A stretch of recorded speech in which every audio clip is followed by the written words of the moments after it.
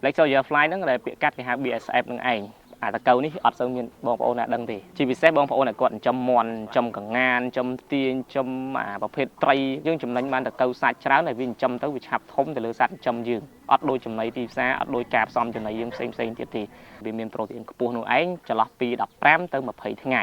អាហ្នឹងគឺវាល្អតែបើថាលើសហ្នឹងគឺអត់អាចឲ្យស៊ីបានប្រូតេអ៊ីនកាន់តែធ្លាក់ហើយខ្ញុំឈ្មោះជឿនភិរងរស់នៅភូមិត្រៃតខាឃុំដាក់អំពើស្រុកអង្គធ្នូខេត្តកណ្ដាលបងហេតុផលដែលខ្ញុំចិញ្ចឹមខ្ញុំឃើញមានអត្ថប្រយោជន៍ច្រើនទៅលើតកៅហ្នឹងទី1គឺចំណីនឹងឯងចំណីវាយើងអាចឲ្យជាចំណីមាន់ចំណីកែបចំណីត្រីអញ្ចឹងណាបងព្រោះតែខ្ញុំចិញ្ចឹមប្រភេទពួកសត្វទាំងអស់ហ្នឹងអាហ្នឹងបើនិយាយពាក្យពេញគេហៅថា Black Soldier Fly Black Soldier Fly ហ្នឹងដែលពាក្យកាត់គេហៅ BSF នឹងឯងនៅក្នុងស្រុកយើងចិញ្ចឹមអត់ទាន់ទលំទេបងគឺមានតិចនៅឡើយទេ2-3ខែនេះបងអត់យូរទេប៉ុន្តែគ្រាន់តែថាខ្ញុំចំ2-3ខែនេះឃើញថាឧបសគ្គក៏ច្រើនមួយវិញទៀតផលចំណេញដែលយើងមើលទៅក៏វារៀងច្រើនដែរព្រោះថាខ្ញុំអាចឲ្យមន់ស៊ីបានអញ្ចឹងមានន័យថាទោះវាបានតិចកំឡុងពេលនេះគឺវាតិចដោយសារតែខ្ញុំបង្កាត់ពូជមកគឺវាបានតិចក៏ប៉ុន្តែថ្ងៃទៅបន្តខ្ញុំគិតថាវាអាចមានផលបានច្រើនការទិញដំបូងដូចជាអត់ច្រើនទេបងការនោះសុំចែកគេត្រឹម$20-30តែប៉ុណ្ណឹងតែការហ្នឹងគឺយើងបានតិចដែរ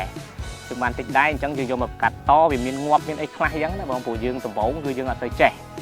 អញ្ចឹងក្រោយពេលមកទៀតវាចេះតែមកដល់ឥឡូវហ្នឹងឯងផលិតបានតកៅហ្នឹងគឺ3អាងហើយ3អាងមួយអាង1ម៉ែត្រគុណនឹង1ម៉ែត្រកន្លះហើយមិនមែនតែប៉ុណ្្នឹងទេដោយសារតែខ្ញុំលក់ខ្លះលក់ចេញខ្លះអញ្ចឹងទៅគឺយើងអាចមានន័យថាអត់មានកូនហ្នឹងបញ្ញុះហើយឲ្យវាខ្លាចពីនៃពូជបានដោយសារតែយើងលក់គេចេះសុំចែកអញ្ចឹងណា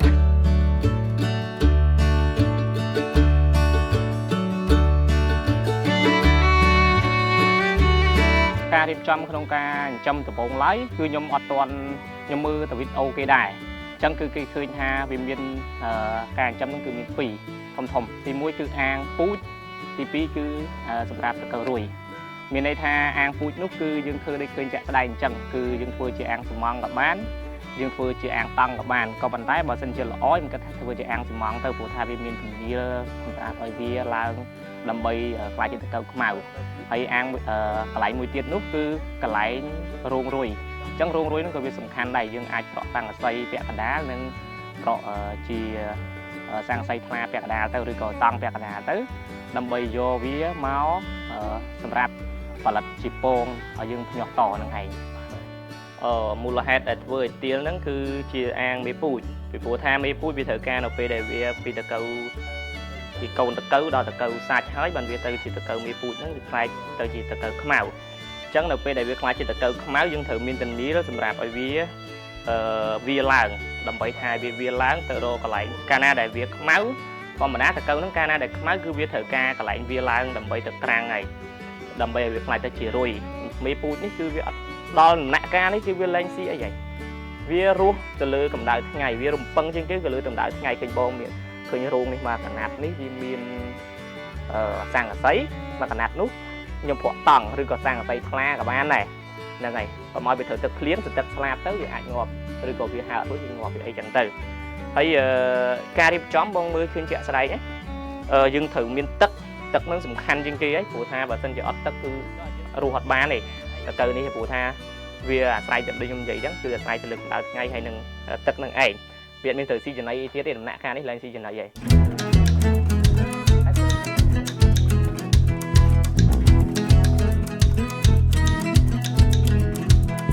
បើសម្រាប់មេគឺរុយព្រោះថាហ្នឹងវាវត្តពីតកៅហើយទៅជារុយវាដូចតែរុយយើងផ្សេងនៅតាមតំបន់យើងចឹងវារុយចឹងប៉ុន្តែក៏រុយនេះខ្លួនវារៀងវែងហើយតកៅវាក៏រៀងធំជាងប្រភេទតកៅយើងធម្មតាដែរវាចំទៅគឺវាកើតចេញពីរុយនឹងឯងរុយនេះចន្លោះពីអាស្រ័យលើសុខភាពវាដែរបើវាអាសាផឹកទឹកសាអីចឹងវារស់បានយូរចឹងណាអញ្ចឹងគឺប្រហែលខ្ទង់មួយអាទិត្យទៅ15ថ្ងៃទៅវាងាប់ទៅវិញហើយអានឹងចន្លោះហ្នឹងហើយពងវានេះពងបងឃើញចាក់ស្ដែងនេះហើយយើងដាក់អញ្ចឹងតាមពិតទៅដោយសារតែខ្ញុំវាមានមេបាពូជតិចដែរអញ្ចឹងខ្ញុំដាក់តែមួយទៅបងប្អូនផ្សេងហើយនៅខាងសុកគេនោះគេដាក់មកជួហើយគឺឃើញវាមានពងបងឃើញប៉ុណ្ណឹងបាទវាពងនៅក្នុងនឹងបងឃើញមាននេះជួហ្នឹងវាពងនៅក្នុងនឹង ហើយរយៈពេល2ទៅ3ថ្ងៃអត់ឲ្យលឹះហ្នឹងឯងតែកាលណាដែលលឹះហ្នឹងគឺវានេះហើយវាញាស់ទៅយើងភ្ញាស់អត់ស្រួលវាអាចងាប់អញ្ចឹងពីពងទៅមុនមានន័យថាដំបូងឡើយគឺរយៈពេល2ទៅ3ថ្ងៃគឺវាញាស់ហើយក្រោយពេលដែលវាពងហើយក្រោយពេលដែលពងហើយ2ទៅ3ថ្ងៃហ្នឹងគឺវាញាស់អញ្ចឹងគឺយើងភ្ញាស់ហ្នឹងគឺដំបូងខាងក្រោមហ្នឹងគឺយើងដាក់ជាចំណីមាន់ឬក៏ប្រភេទម្សៅត្រីក៏បានដែរយើងដាក់ចំណីមាន់ទៅក៏ល្អដែរព្រោះវាស្រួលរកដាក់ហើយគឺយើងអាចដាក់ទឹកច្រើនពេកទេយើងដាក់ទឹកល្មមហើយគឺវាញាស់បានតែ2 3ថ្ងៃយើងចាប់ផ្ដើមឃើញវាស្ងួតហើយស្ងួតយើងចាប់ផ្ដើមថែមទឹកថែមបានមួយអាទិត្យបានយើងចាក់ចូលក្នុងអាងធំឬក៏ក្នុងអាងតង់អញ្ចឹងដើម្បីឲ្យវាស៊ីបន្លែផ្លែឈើផ្សេងទៀតតអញ្ចឹងទៅហើយវាអាចប្រមូលផលសាច់បានអំឡុងពេល15ទៅ20ថ្ងៃហ្នឹងគឺយើងអាចឲ្យមាន់ស៊ីបានហើយបើសិនជាដល់ពេលតកៅពូជវាអាចពី20ទៅ30ថ្ងៃហ្នឹងគឺយើងអាចយកធ្វើពូជបានហើយក៏វាមានអាតូចវាស៊ីអត់ទាន់គេយ៉ាងដូចគ្នាហ្នឹងហើយដំណាក់កាលទី1គឺយើងឲ្យស៊ីចំណីមាន់ឬក៏ម្សៅត្រីដែលខ្ញុំប្រាប់មិញហ្នឹងរយៈពេលថា10ថ្ងៃចោះយើងឲ្យវាស៊ីក្នុងទឹកហ្នឹងរយៈពេល10ថ្ងៃបន្ទាប់មកទៀតវាស៊ីសោះអស់យើងឲ្យវាស៊ីជាបន្លែផ្លែឈើនៅខាងលើមានន័យថាអត់ដាក់ក្នុងទឹកទេបន្លែផ្លែឈើឬក៏ប្រភេទដូចជាពោះត្រីពោះអីហ្នឹងដូចជាពងមាន់ពងអីមិញហ្នឹងឯងអញ្ចឹងគឺយើងឲ្យវាស៊ីគឺវាឲ្យស៊ីក្នុងអំឡុងពេលចាប់ពី10ថ្ងៃឡើងបាទយើងឲ្យស៊ីជាប្រភេទបន្លែអីអស់ហ្នឹងហើយវាពេលវាស្ងួតវាចាំទៅហើយបន្ទាប់ពីហ្នឹងទៀតគឺយើងឲ្យស៊ីអញ្ចឹងរហូតអូបន្លែលួយឬក៏ការសំណល់ផ្ទះបាយចាស់អីហ្នឹងយើងយកមកផ្អាប់ទុករយៈពេល2 3ថ្ងៃទៅវាផ្អូមវាអីហ្នឹងអានោះស៊ីទាំងអស់បានដូចគ្នាវាស្រួលរកចំណីវាស៊ីចន្លោះពេលដែលវាវិវត្តទៅជាចំណីដែលអាចនិយាយចំស៊ីទៅសាច់អាហ្នឹងគេហៅទៅសាច់ហើយមានន័យថាផ្ដល់ឲ្យមាន់ដែលវាមានប្រូតេអ៊ីនខ្ពស់នោះឯងចន្លោះពី15ទៅ20ថ្ងៃអាហ្នឹងគឺវាល្អហើយបើអាចថាយ៉ាងយូរណា25ថ្ងៃនឹងឯងក៏ប៉ុន្តែកុំឲ្យដល់មួយខែទៅមួយខែ5ថ្ងៃឬក៏35ថ្ងៃនឹងឯងអាហ្នឹងគឺយើងឲ្យស៊ីទៅខាតវិញទេមានន័យថាប្រូតេអ៊ីនក៏ទាបហើយតកៅហ្នឹងក៏ខ្លាចជាតកៅមេហើយមេពូជអីចឹងយើងឲ្យស៊ីខាតទេហ្មងបើនិយាយចំទៅអានេះតកៅនេះវាអត់ទាន់ខ្លាចជាតកៅមេពូជពេញសាច់ទេប៉ុន្តែវាជាអនាគតរបស់តកៅមេពូជនឹងឯងព្រោះថាវាចេញពីតកៅតូចសិនពីតកៅតូចបងអាចមើលបានឥឡូវខ្ញុំអ្នកចិញ្ចឹមតកៅអត់ខ្លាចនឹងអៀនក្នុងការចាប់តកៅព្រោះថានេះបងអាចមើលទៅនេះវាអញ្ចឹងវាដល់អាយុវាដែលត្រូវធំហើយវាលែងសូវស៊ីចំណីឯងអញ្ចឹងវាត្រូវការវាឡើងគឺវាឡើងរបៀបអញ្ចេះវាឡើងទៅអញ្ចឹងវាខ្លាចជាតកៅខ្មៅអញ្ចឹងគឺវាឡើងអញ្ចឹងហើយអានេះគ្រាន់ថាវាត្រូវការនេះដែរវាត្រូវការពេលវេលាដែលវាត្រូវវាឡើងនឹងដែរកាលណាដែលវាធំវាខ្មៅទៅអាហ្នឹងគឺវាឡើងហើយទីហោដែលជាអានេះស្រាប់អានេះគឺវាជំនាន់មុនអាពួកនេះអញ្ចឹងជំនាន់មុនហ្នឹងគឺនេះបងប្អូនឃើញនៅក្នុងនេះឃើញមានទឹកតទៅពេលមកដល់នេះគឺវាអត់មានទឹកទេដោយសារវាស៊ីស្ងួតហើយមកដល់នេះវាស៊ីស្ងួតហ្នឹងគឺយើងអត់ឲ្យពេកបាក់ទៀតទេព្រោះថាតកៅហ្នឹងតែកាលណាដែលវាយើងយកទៅធ្វើមេពូជអញ្ចឹងគឺយើងត្រូវការកន្លែងគឺស្ងួតល្អដែរអញ្ចឹងកាលណាដែលវាត្រូវការឡើងឧទាហរណ៍បើវាអត់ឡើងទេវានៅក្រាំងនៅក្នុងហ្នឹងយើងចាក់ទឹកបន្តិចទៅវាឡើងមកហើយ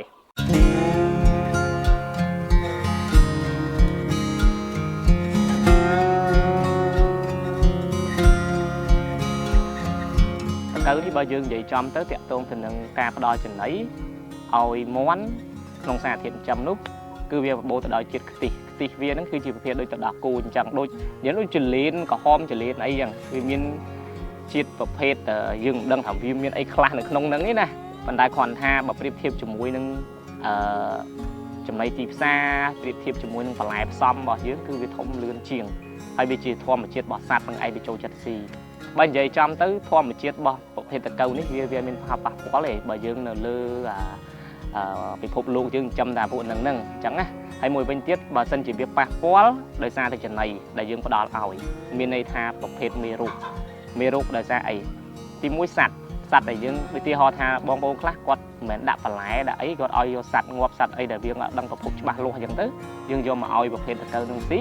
អញ្ចឹងកាលណាតកៅនឹងវាស៊ីវាចាប់ផ្ដើមឆ្លងមេរោគនៅក្នុងតកៅនឹងឯងអញ្ចឹងបើសិនជាខ្ញុំគិតថានៅក្នុងតកៅនឹងបើសិនជាវាឆ្លងមេរោគហើយដំណាក់កាលហ្នឹងគឺវាងាប់ហើយវាងាប់តាំងពីកាលហ្នឹងវាមានបញ្ហាទៅលើតកៅនឹងតាំងពីដំបូងយើងមិនចាំទៅដល់សត្វចិញ្ចឹមផងអញ្ចឹងមានន័យថាឆ្លងកាត់ บอดวิสาดบ่อยnhómคือbản thân chỉ miền phò pa phò về phò phò đó từ cầu một ngày phần đấy bản thân chỉ việc lại chỉ từ cầu sai ao sạt xì hái chẳng cứ việc miền phò pa phò đấy thì mong dương ăn xì từ cầu sọt mong ngày mòn từ cầu một cái trái xì đó mà trái dương ai xì sọt màn tại bảo món dương ai xì sọt thì vì thời ca bản lái vì thời ca tụ bột ấy chẳng là bong tam dạ dương xòm dương từ phần đấy còn này tụ tới dương ai xì không mà ngay mà đón được cái ngày mà đón từ cầu nằng dương IVC គឺទីហោ2ពេល3ពេលក្នុងមួយថ្ងៃសម្រាប់មន់សាច់អញ្ចឹងយើងឲ្យវាមួយថ្ងៃមួយពេលទៅកៅហ្នឹងអញ្ចឹងមួយពេលហ្នឹងគឺយើងដាក់ពេលថ្ងៃ VC ទៅងាកឡើងយើងផ្សំចំណីផ្សេងទៀតអញ្ចឹងទៅហ្នឹងហើយយើងអត់លាយបទពិសោធន៍របស់ខ្ញុំក្នុងមន់100ក្បាលក្នុងមួយថ្ងៃវាអាចស៊ីចំណីចន្លោះពី5ទៅ6គីឡូអញ្ចឹង5ទៅ6គីឡូហ្នឹងគឺខ្ញុំឲ្យស៊ីចំណីអាតកៅហ្នឹងឲ្យស៊ីត្រឹម30% ទេ 30% ទៅ 40% នៃចំណីរួមទាំងអស់ដូចជាបន្លែដូចជាអីផ្សេងអញ្ចឹងណាអញ្ចឹងប្រហែលជាខ្ទង់ចន្លោះពី2ទៅ3គីឡូហ្នឹងឯង2គីឡូខ្ទង់ប៉ុណ្ណឹងហ្នឹងឯងចំពោះទីផ្សារយើងមានបែងចែកចេញជា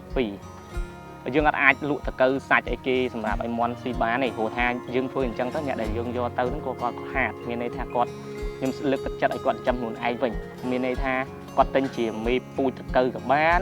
អាតកៅខ្មៅដែលឃើញមិញហ្នឹងណាទី1ទី2គឺពងរុយប៉ុន្តែភាគច្រើនដែលខ្ញុំជួបប្រទេសនេះគេទិញតែពងរុយឯងតិចតួចអញ្ចឹងទៅគេសុំចែក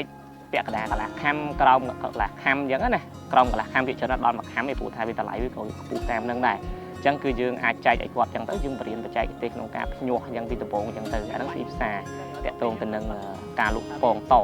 ប៉ុន្តែបើសិនជាឲ្យថាអូត្រូវតែលក់ប្រភេទតកៅសាច់នឹងទៅឲ្យបងប្អូនផ្សេងៗទៀតខ្ញុំគិតថាវាអត់សូវចំណេញអញ្ចឹងខ្ញុំអត់សូវលក់អញ្ចឹងទេខ្ញុំលក់ជាពងវិញល្អជាងឬក៏តកៅខ្មៅដែលវាក្រៀមហើយហ្នឹងការខ្ញុំទិញដំបូងមកខាំវាចូល70ទៅ80ដុល្លារហើយអញ្ចឹងណាអញ្ចឹងបើសិនជាអត់អាចថាខ្ញុំអត់លើកទឹកចិត្តថាម្ដងទិញប៉ុណ្ណឹងហ្មងទេព្រោះថាយើងចាំដំបូងយើងធ្វើធ្វើកន្លះខាំឬក៏ពាក់កណ្ដាលកន្លះខាំទៅបានហើយធ្វើ$25ទៅ$50ហ្នឹងទៅពេកហើយបើចាំទៅច្រើនពេកទេព្រោះថាបើយើងទិញច្រើនពេកក៏មិនប្រកាសថាយើងធ្វើបានដែរព្រោះយើងដំបូងអញ្ចឹងព្រោះថាខ្ញុំដំបូងក៏ចាំមកងាប់ដូចគ្នាដែរវាអាចមានផលប៉ះពាល់ដូចគ្នាហ្នឹងហើយបទពិសោធន៍ខ្ញុំចំរយៈពេលកន្លងមកនេះខ្ញុំគិតថាមានតែ2ធំទី1គឺសត្វស៊ីហ្នឹងមានន័យថាដូចជាប្រភេទសត្វនិយាយរួមបើសិនជារោងយើងពាត់អត់សូវល្អដល់អាសត្វចូលស៊ីនឹងអាយ៉ាប់ហើយសត្វដូចជាប្រភេទអាឡូកាកែវស្អីហ្នឹងអាហ្នឹងវាចូលចិត្តណាស់ទី1ទី2កង្កែបគូហ៊ីងអីហ្នឹងក៏វាចូលស៊ីដែរពេលខ្លះហើយវាតកៅកដុលនោះក៏វាស៊ីដែរវាស៊ីអញ្ចឹងទៅវាខំវាអីអញ្ចឹងទៅធ្វើឲ្យតកៅយើងវាងាប់អញ្ចឹងកាវាខំចោលអញ្ចឹងទៅកាខំស៊ីមួយឆ្អែតវារត់ចេញអញ្ចឹងទៅខ្លែងប្រគួយអញ្ចឹងទៅអាហ្នឹងទី1ទី2គឺជាមួយនឹងសម្ោចកាលណាដែលយើងគ្រប់គ្រងសម្ោចអត់ស្រួលហើយបើយើងបាញ់ថ្នាំឧទាហរណ៍ថាខ្ញុំដំបូងខ្ញុំបាញ់លេងតែថ្នាំរុយតែថ្នាំបាញ់មុខយើងហ្នឹងបាញ់ទៅងាប់ដោយទាំងតកៅអញ្ចឹងគឺយើងអត់អាចប្រើអញ្ចឹងបានទេយើងប្រភេទគេមានថ្នាំគេសម្រាប់ដាក់ជាមួយនឹងប្រភេទចំោចហ្នឹងប៉ុន្តែវាអត់អាចងាប់ចំោចទេត្រូវមកដេញវាអញ្ចឹងណាដេញវាទៅក្រៅអញ្ចឹងទៅហើយវាអត់ហ៊ានមកទៀតទេចំតាមម្ដៅហើយចំរាល់ថ្ងៃនេះចំមានដូចជាខ្យងដូចជាកែបដូចជាបកងក៏តិចតួចដែរហើយនឹងមន់នឹងឯងកម្រងខ្ញុំគិតថាបើឥឡូវនេះខ្ញុំកំពុងដើរស្រួលការផលិតក៏វាស្រួលអត់ជាឧបសគ្គសម្រាប់ខ្ញុំព្រោះថាយើងដឹងថាឧបសគ្គវាមានហើយសត្វផ្លាញហើយនឹងចំណីនឹងឯងចំណីជូរប្អូនហ្នឹងក៏អាចមានខ្ញុំភ្លេចលើកឡើងនឹងតិចទៀតចំណីកន្លែងចំណីប្អូនចំណីជូរយើងដាក់ច្រើនពេកហ្នឹងក៏វាមានបញ្ហាទៅលើតកៅឆាប់ងាប់ដូចគ្នាអញ្ចឹងបើសិនជាវាយើងបានបទពិសោធន៍ទាំងអស់ហ្នឹងមកហើយយើងអាចបរិច្បានច្រើនបងខ្ញុំឃើញនៅខាងប្រទេសគេដូចជានៅខាងហ្វីលីពីននៅខាងឥណ្ឌូនេស៊ីជាពិសេសឥណ្ឌូនេស៊ីវៀតណាមគាត់ចិញ្ចឹមគឺទូលំទូលាយមែនទេមានន័យថាគាត់ចិញ្ចឹមមិននិយាយចំទៅវាដាក់អាងធំគេលក្ខណៈកសិដ្ឋានចិញ្ចឹមហើយមិនមែនដូចខ្ញុំចិញ្ចឹមលក្ខណៈគ្រួសារទេទេអត់ទេឧទាហរណ៍ថាមួយរោងគេចិញ្ចឹមតែតកៅនឹងសុទ្ធហ្មងវាឲ្យគេដាក់ចែកចាយពូជតាមបណ្ដាខេត្តគេអញ្ចឹងទៅឬក៏ខ្ចប់កំប៉ុងតូចលក់តាមផ្សារហ្នឹងទៅហ្នឹងហើយ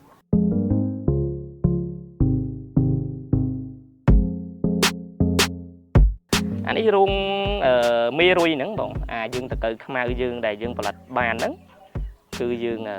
យកមកដាក់នៅក្នុងនេះទៅចិត្តពេលដែលចូលទៅមើលគឺបងឃើញហើយចំណុចហ្នឹងគឺសំខាន់សម្រាប់ខ្ញុំទិញចំដំបូងអត់ដឹងទេ ឃើញគេចំស្រួលយើងឃើញរូងឃើញអីយើងគិតថារូងយើងមួយគឺអាចតាំងពីមេពូជតាំងពីតកៅពូជនៅក្នុងហ្នឹងតាំងពីរុយអីនៅក្នុងហ្នឹងរូងនឹងបានជាក់ស្ដែងក៏ពេលទិញមកគឺយើងអត់បានត្រៀមសម្រាប់រូងរុយទេមានន័យថារូងរុយផ្សេង